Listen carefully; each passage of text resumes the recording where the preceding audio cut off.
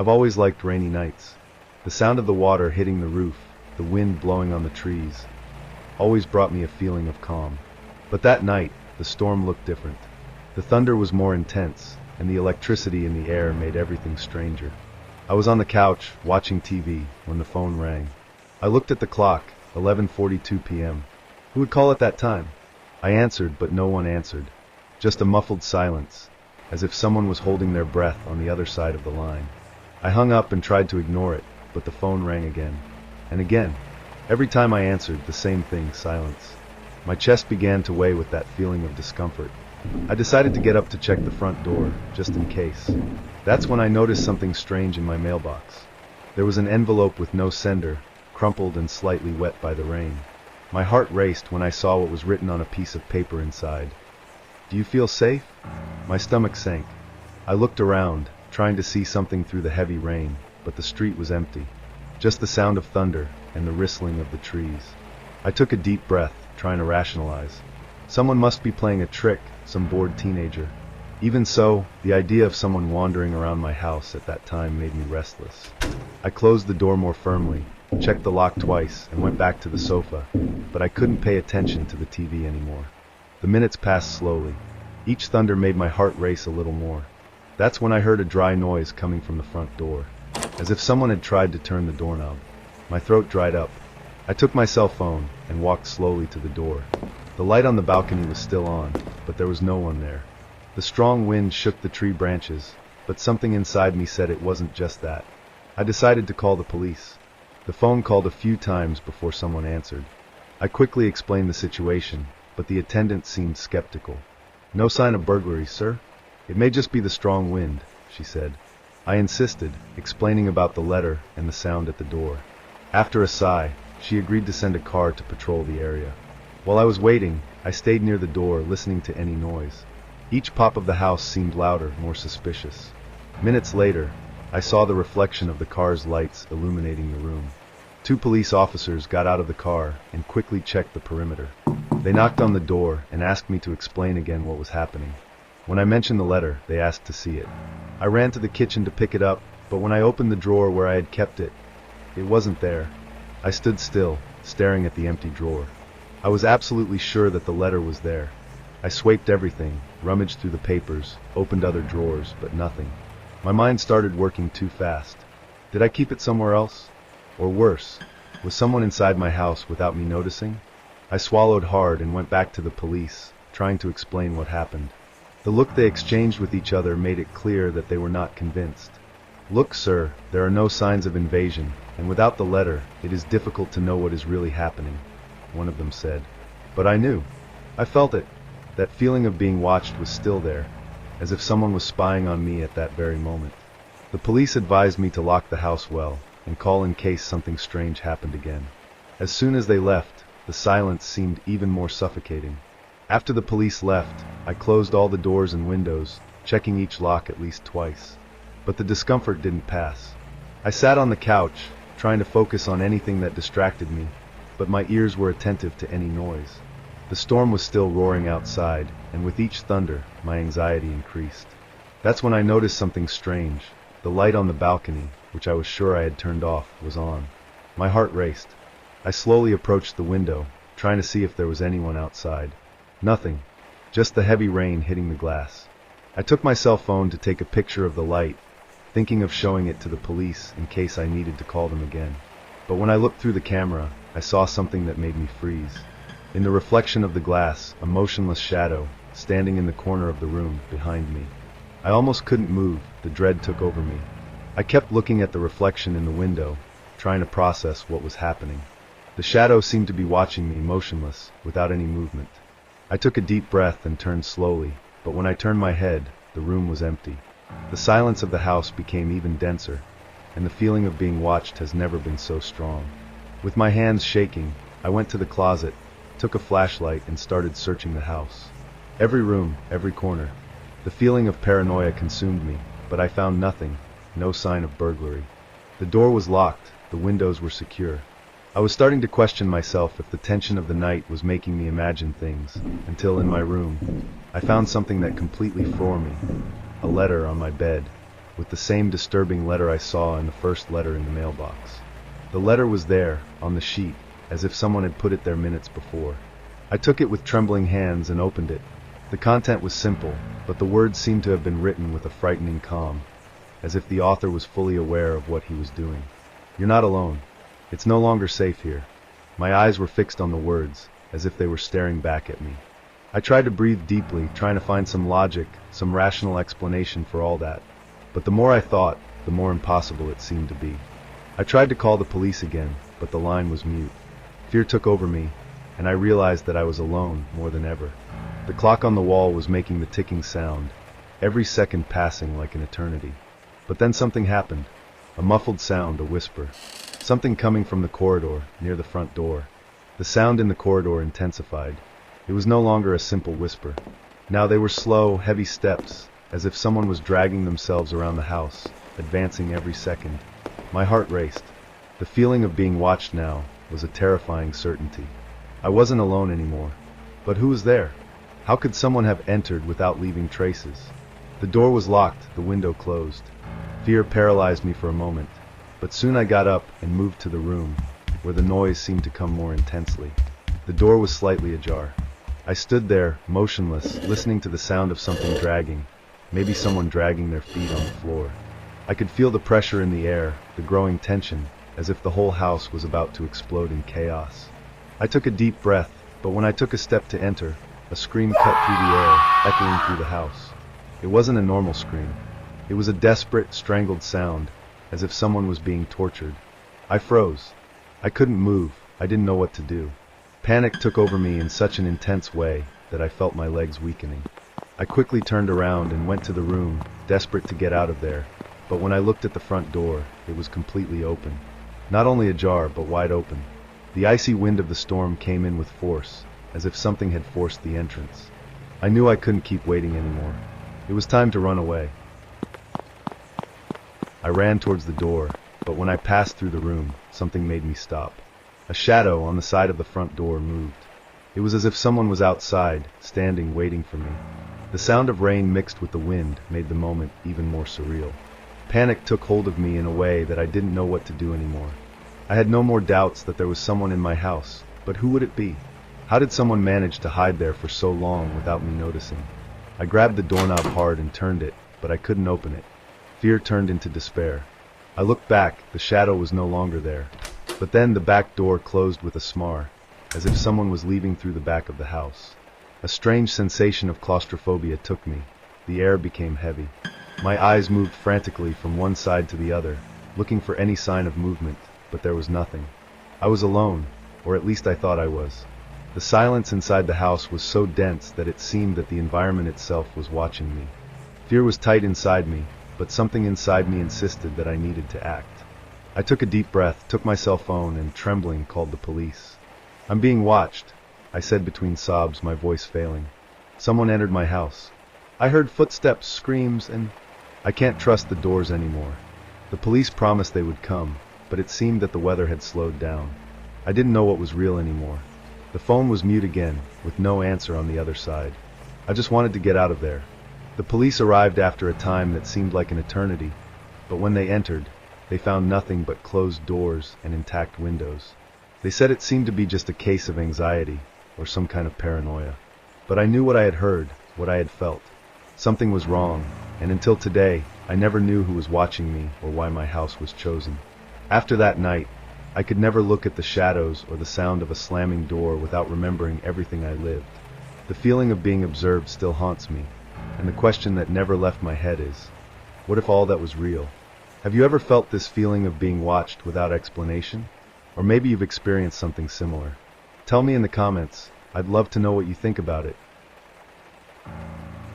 I work at the 24-hour snack bar in the city, which means that, during the night, I am the only person in the place. Sometimes the movement is weak, but other times the hours seem to drag on, especially when that customer shows up. He always arrives at the same time of night, well after midnight, when everything around is already silent. It's not an ordinary visit. He has this peculiar way. He always asks for the same thing, 3 bottles of water and 4 chocolate bars. Sometimes he takes more than one, sometimes less, but always this number, and never fails. At first, I thought it was just a silly mania, maybe because of the diet or some kind of superstitions, but his behavior started to make me uncomfortable. On one of those nights, I realized that he looked different. He was agitated, almost as if he was in a hurry. His eyes, usually so empty and closed, were wide open, as if he had been awakened from a nightmare. He barely looked at me while paying, and his hand trembled slightly when he took the change. I kept watching as he left in a hurry, the sound of his steps getting faster as he crossed the parking lot. A strange feeling invaded me, something I had never felt before. I didn't really know what it was, but it was as if something was wrong, as if he was running away from something. When I looked out the window, he was already far away, turning the corner quickly. The next night, the tension only increased. The client showed up again, but this time I felt an even stronger need to know what he was doing there. It was not normal for him to show up so late, at times when most people were already at home, resting. I still clearly remember how he looked at me this time. It wasn't that usual disinterested look. His eyes were fixed on me, as if he was measuring the time that passed. I paid the change and he left, but this time, something in me didn't stop bothering me. I felt like he was going somewhere, but unlike other times, he seemed to be watching me too, as if he knew I was thinking about him, as if he knew I had something in mind. So I decided to follow. I know it seemed like a curious person's thing, but I can't explain it. Something made me make this decision. When he left the snack bar, I got ready to leave soon after. I stayed further back, trying not to get attention, and I saw him around the corner, just like in the previous nights. I followed for a few blocks, my heart beating harder with each step. The street was empty, except for him. He entered a more remote neighborhood, which I had never visited before. I knew this place was kind of strange, with old houses and streets without movement. When he entered a house with the door wide open, a chill ran down my spine. I felt a strong chill, but something told me not to get any closer. I knew I was doing something wrong, something that could put me in danger. In the following days, the feeling of restlessness did not abandon me. The client didn't show up the next night, and I confess that it made me even more uncomfortable. But then, the next night, he came back. I was agitated, as if I was trying to hide something. He bought the same amount of water bottles and chocolate bars, but this time, he almost dropped the change while trying to get the groceries quickly. His hands trembled slightly, and I realized that he was even more anxious than usual. He barely looked at me, but his gaze passed through me as if he were analyzing me. And I could no longer ignore the feeling that something was very wrong. It was no longer just the amount of things he bought, nor the weird schedules. There was something in his behavior that screamed danger, something I could no longer ignore. That night, after the shift, I returned home with an agitated mind, thinking about the client and everything I had observed. Before going to sleep, I decided to research a little more about the neighborhood where he had entered that house. When I opened the local newspaper, the first thing I saw was an article about a robbery that had occurred in the region. The house he entered was mentioned in the article, with details that made my spine freeze. The house belonged to an elderly couple who had been attacked and robbed the day before. The police were investigating, but there were no suspects. My stomach turned. Was that client involved? Was he responsible for what happened in that house? I had so many questions, but no answer. And once again, the feeling of being watched increased, as if he knew I was after him. The next night, I decided I couldn't stand still anymore. I needed to know more. After work, I took a taxi to the neighborhood where he lived. The street was quiet and poorly lit, and the closer I got to the empty house, the more my feeling of discomfort increased. My heart was beating hard in my chest, and I wondered what I was doing there. I got to the door of the house, but it was closed now, as if nothing had happened. I looked around, but I didn't see anyone. The feeling that he was watching me was palpable. Fear prevented me from getting closer. I just wanted to get out of there. When I was about to turn my back and go back to the taxi, I heard something. A slight noise like steps. I froze. I turned around quickly, but I didn't see anyone. The street was completely empty, except for me. That's when I realized, maybe he was watching me at that moment. Maybe I was more involved than I imagined. The following days passed slowly, and the restlessness only increased. The customer didn't show up at the snack bar anymore. I thought it would give me relief, but that's not what I felt. Something was about to happen, and I knew that. One night, during the shift, I saw through the window the same car he always drove, parked in front of the snack bar. He wasn't there yet, but something told me he was nearby. The tension was consuming me, and I knew this story wasn't over yet. Something I didn't want to admit was chasing me, and I didn't know how much more I could take. The next night, something happened. I was behind the counter, washing some glasses, when I heard the sound of the snack bar door opening. I looked quickly, and there he was, as always, with the same empty expression and with the usual request: water bottles and chocolate bars. He didn't say anything, he just made the payment quickly, as if he was in a hurry, but this time something was different. When he turned to leave, our eyes met for a second. Something connected us there. I knew he knew I knew. I felt it. The next moment, he turned around and left hastily, as if he knew he couldn't go back. When I looked out the window, I saw him getting into the car and moving away quickly, as if he was running away from something. The lump in my throat tightened. I didn't know if I was more scared or relieved, but I knew something was about to happen. The next morning, the news I feared so much came up. A robbery at the residence in an isolated neighborhood, exactly where he lived. I couldn't breathe for a moment. The description of the robber exactly hit my suspicions. A man of medium height, dark hair, with a reserved behavior. The feeling of dread settled. I knew he was involved, and yet I still couldn't fully understand what had happened.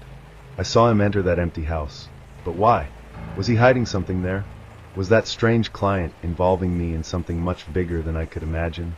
I was closer than ever, but what to do now?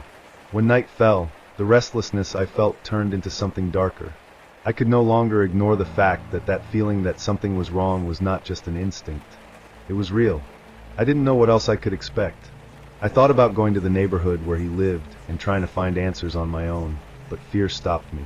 On the one hand, I felt that the truth was there in sight, but the other side of me wanted to ignore everything, as if it would save me from something bigger.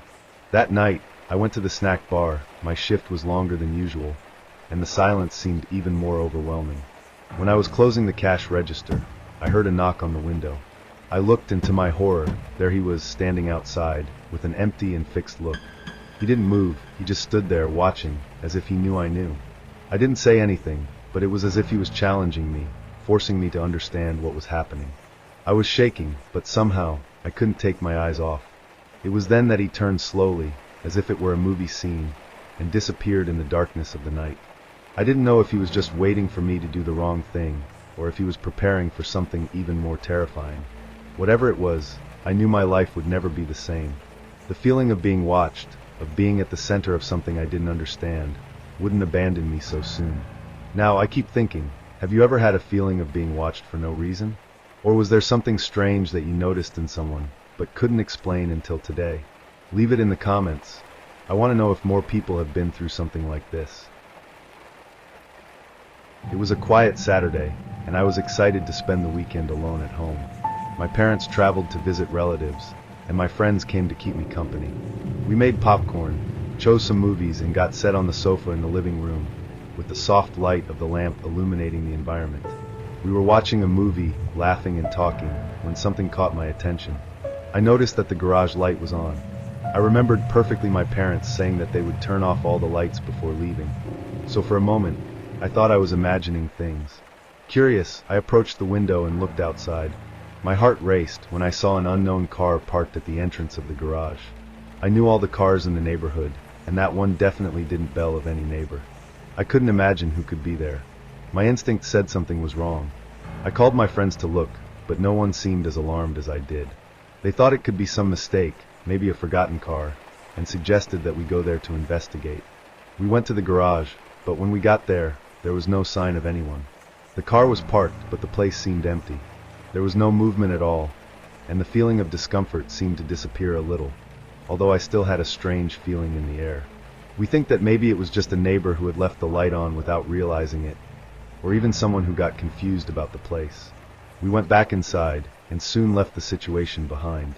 But as time passed, a growing feeling of restlessness began to bother me, as if something was watching the house. I decided to go back to the living room and try to forget what happened, but not long after, I heard a noise coming from upstairs. It was nothing too high, but something that looked like light steps dragging on the floor. My mind began to work fast, trying to find rational explanations. Could it be the wind? Or maybe a noise from the house? But no, I knew that wasn't right. I decided to investigate. I went up the stairs slowly, with my heart racing, but I found nothing. No open doors, no one there. I went back to the living room, but the feeling that something was wrong only increased. I looked through the kitchen window and saw that the window was slightly open, which had never happened before. My mind began to run to the worst possibility. I stood there, looking at the open window. The space was so small, but enough to leave me with a lump in my throat. I could swear that before it was closed, but now, I had no doubt. She was slightly open, as if someone had passed by and left her like that on purpose. A wave of dread took over me. I called my friends to see, but at the same time, I was trying to stay calm. They obviously didn't realize how serious I thought I was getting. That place, which had always been my refuge, now seemed like a totally strange and threatening scenario. I locked myself in my room after that.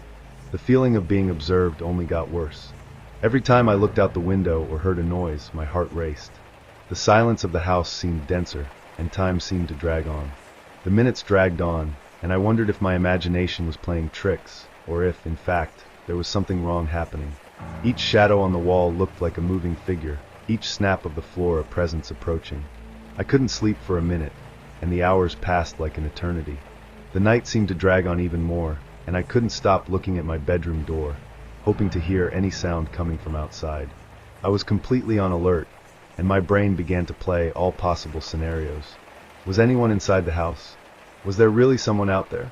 My fear only increased when the idea of an intruder began to take shape. I tried to calm down, but the feeling of being watched didn't go away. I started to sweat cold, and every time I heard some noise, my heart raced. I took my cell phone and called my parents. They were traveling and had no cell phone signal where they were, so no one answered.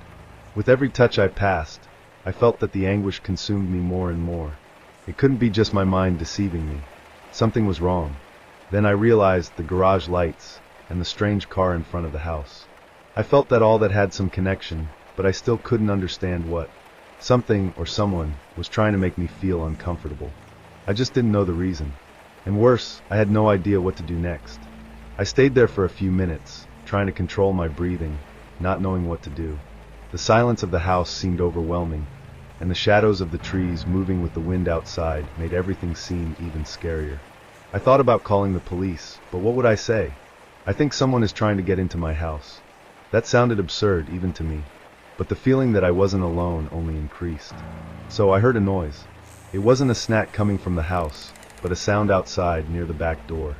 My stomach turned instantly. Someone was there. I was sure of that. I tried to calm down as much as possible. I took a deep breath and went to my bedroom window, peeking through the side of the curtain.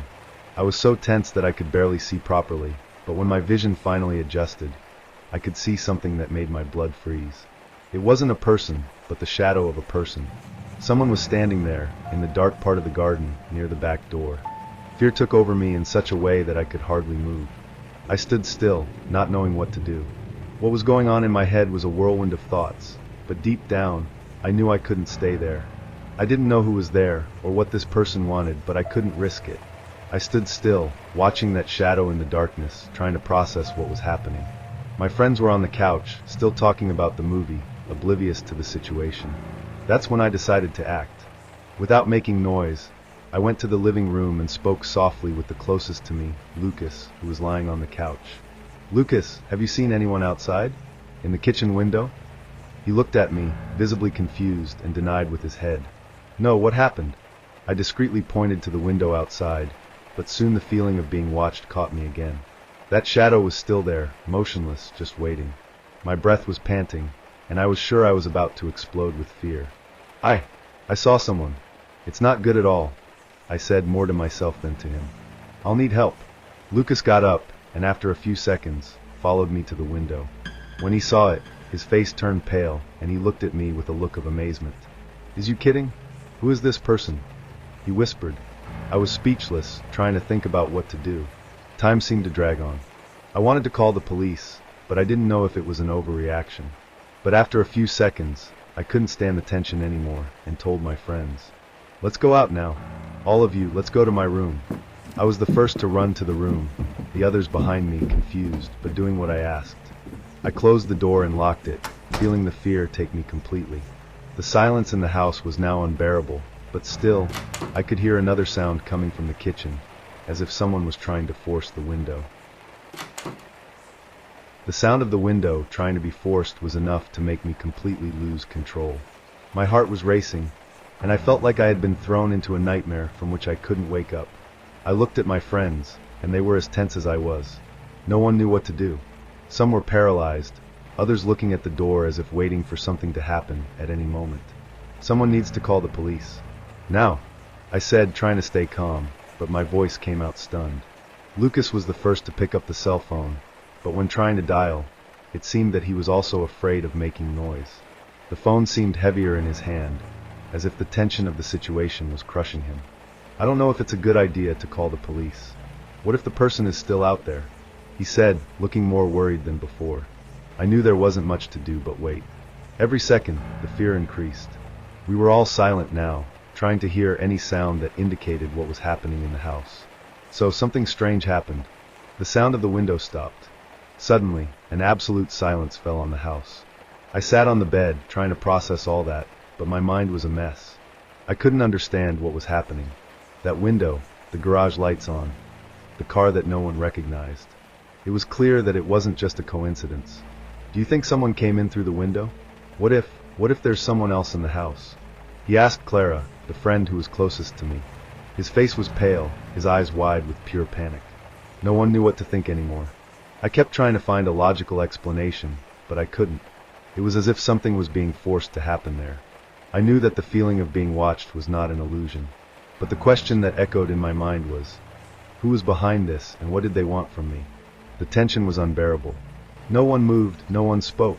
The silence in the house was broken only by the sound of our breaths and the wind that seemed to increase outside, accompanying the storm. Every time I looked at the window, I felt that something was moving out there, that I wasn't alone. I can't take it anymore, Clara said, getting up suddenly. I'll see if there's anyone else out there. I'm not going to stand here. But before she could take another step, her cell phone rang. We all jumped. I knew that no one else could be calling us. And strangely, when she looked at the screen, there was no identification. Who is it? I asked, my voice trembling. Clara looked at her cell phone, and then at us, her face still pale. I don't know. I don't know this number. She hesitated, but answered. Hello? His voice was low, as if he was trying to hide the panic. We couldn't hear what was being said on the other side, but soon she started looking at us with a worried expression. Yes, it is. Everything is fine here. No, there's no one. I don't know who's trying to call us. The call was abruptly interrupted. Clara was silent for a moment, before hanging up the phone, clearly disturbed. It was someone trying to pass himself off as someone we knew. It was strange. She babbled, visibly affected. The fear that took over everyone was palpable. I looked at my friends, feeling an immense weight. Everyone was looking around, waiting for something to happen, but nothing happened. The silence in the house continued, but it was not a comfortable silence. It was oppressive. I'll go to the front door. I can't stand staying here anymore. I spoke, making a decision without knowing if it was sensible, but I couldn't stand the anxiety anymore. Somehow, I felt that going out and seeing the situation up close would help, that maybe that way I could dispel the fear that involved me. My friends tried to convince me not to go. No, don't do that. It's better to wait until your parents come back. But I didn't listen. I needed to know. When I went to the front door, something strange happened. The door was locked, but when I touched it, it gave in, as if someone had already tried to open it, but couldn't. The icy night air entered through the door slit, and I felt a chill run down my spine. I don't want to stay here anymore, I said, my voice low and broken but still firm. The feeling that someone was watching my every move increased every second. The fear now was in my body and in my mind. But then, as if everything had been planned, the sound of the creaking door was followed by a shadow moving quickly in the darkness. We all looked outside, but it was so dark that we couldn't distinguish anything. I could almost hear everyone's hearts beating faster. My friends were paralyzed, their eyes fixed on the darkness outside, as if they were trying to make sense of what they had just seen. The silence was so heavy that I could almost hear the thoughts of each of us. The wind seemed to have stopped suddenly, and the feeling of being observed intensified even more. It was as if the air was denser, thicker, as if something, or someone was watching our every move. I went to the living room window, still with the fear consuming every cell of my body. There was nothing else there.